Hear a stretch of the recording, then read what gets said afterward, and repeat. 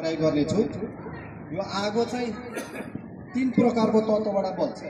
Okay, यदि आगो बल्नको लागि हिट भएन र फ्युल अक्सिजन यो तीन कुराको चाहिँ अब सम्मिश्रण यो परिपूरक यो 3टा चिजमा कुनै पनि एक तत्त्वलाई हटाउने हो भने आगो बल्दैन।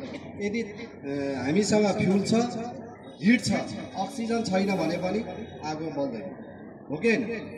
यदि अक्सिजन छ, हिट छ, फ्युल छैन भने पनि आगो बल्दैन। यो 3टामा चाहिँ एकदम परिपूरक हुनुपर्छ। यो 3टा कम्युनिकेसन चाहिँ मिट भएपछि मात्र आगो बल्छ। त्यही भएर अब हाम्रो सबैभन्दा एकदम घरमा चाहिँ सहज र सर्वसुलभ भनेको नै यो ग्यास हो कि हैन? जसको पनि यो बर्खा हिउँदा जस्तो अवस्थामा पनि के भन्छन् भने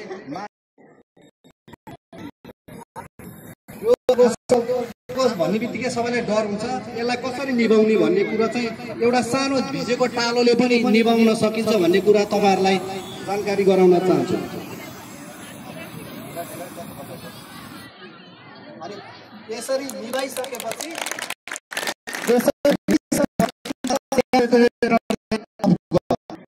ल यो पहिलो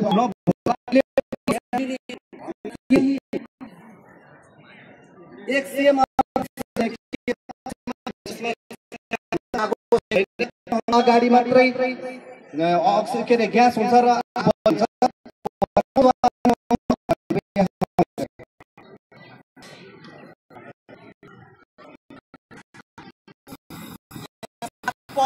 आफू सेफ दिनु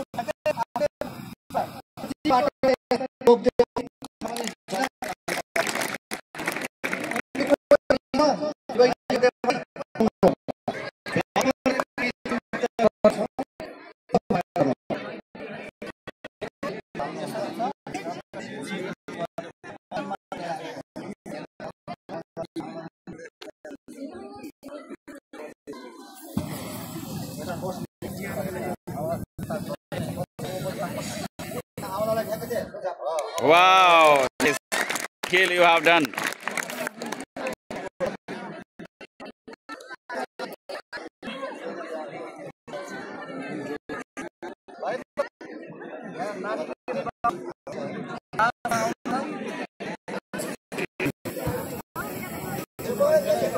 Oh, nice.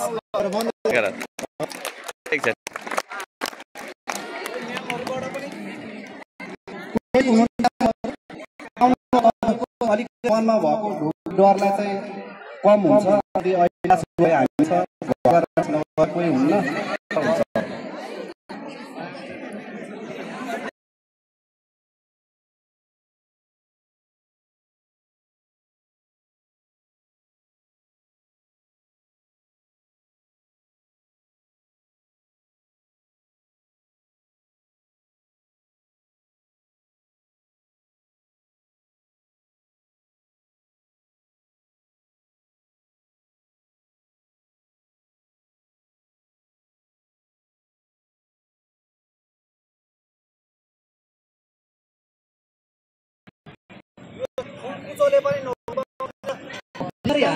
एकदम छिटो फास्ट अक्सिजन गर्ने पर्यो। अक्सिजन कट गर्ने बित्तिकै यो आगो निभ्यो।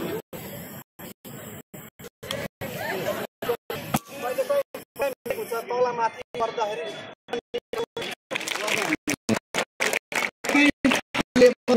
हुन सक्छ। जुन अब तरिका भनेको चाहिँ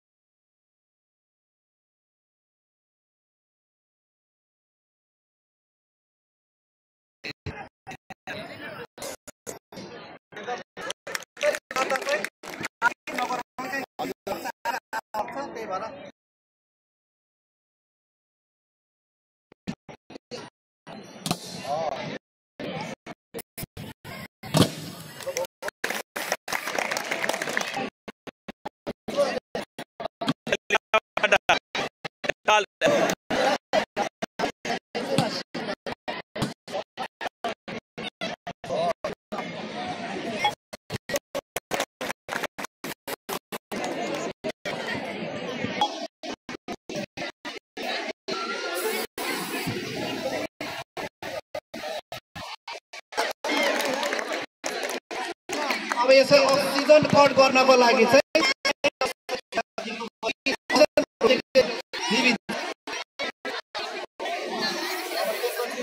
ग्यास रेगुलेटर अफ गर्नु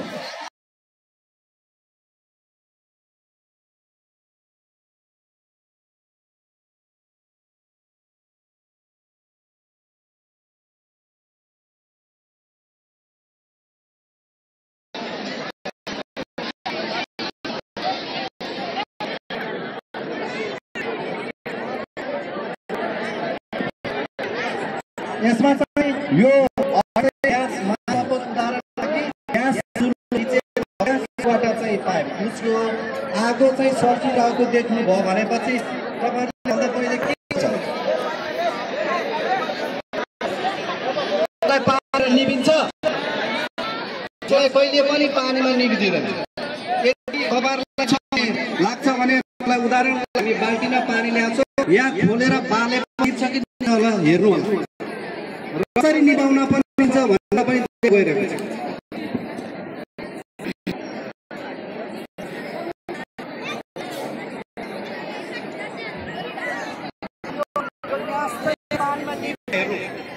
यो पानी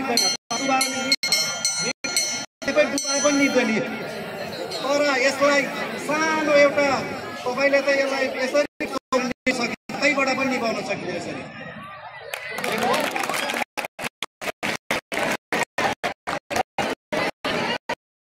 यो ट्राई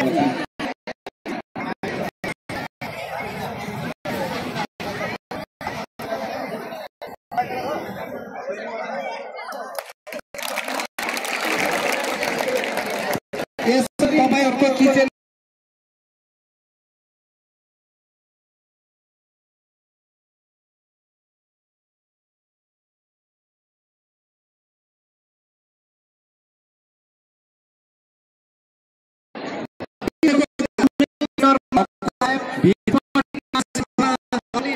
को पाइप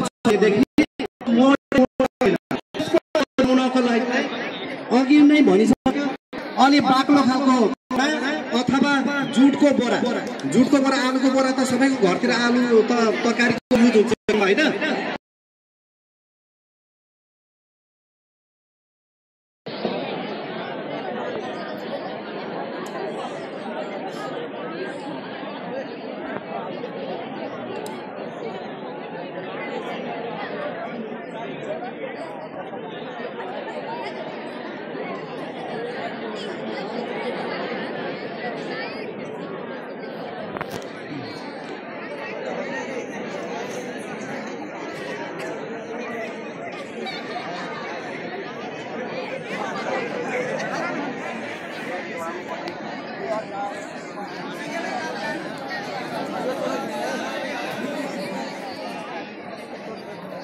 रिलीज गर्न गइरहेको छ है यो रिलीज गर्दाखेरि यस्तै भने त सबभन्दा पहिले यो पिनलाई खुल्ने पिन भने यो पिनलाई तान्ने यसरी चाहिँ यो पिनलाई तान्ने यो तानेपछि यो खुल्यो यसलाई निकाल्दिने अब भनेपछि यसमा चाहिँ एबाट चाहिँ एम भनेको थियो यहाँ चाहिँ एम गर्ने भनेको यसरी ताक्ने यसलाई यसबाट निचोड्ने र अनि यसलाई हाल्ने अब यो हावा कताबाट आछ यताबाट आछ भने यतैबाट हाल्ने